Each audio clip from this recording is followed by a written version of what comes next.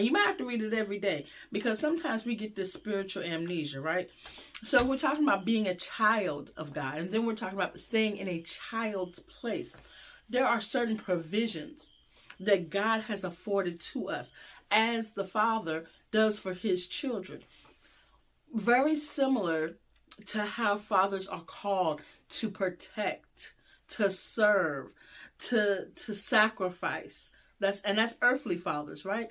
How much more our Heavenly Father?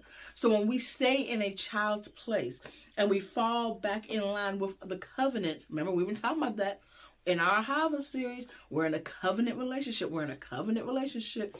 When we stay in our area of the covenant relationship that we have with God, then he's going to continue to hold up to his end of the covenant.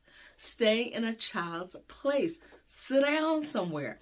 Every good idea you have is not a God idea. I posted that this week, and it was one of my most engaging posts. Because here's the thing. We are so smart, so technologically inclined that we think we know something, but we only have this level of knowledge, right?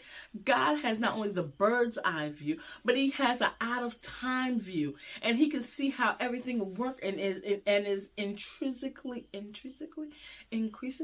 how things are interconnected, right? And he sees and he knows that if you take this step to the left, it's going to set off a whole nother domino step. But if you just stay in his will, if you stay that straight and narrow, if you stay the course and don't look this way at what so-and-so is doing, and don't look over here at what this reality star and this influencer is doing.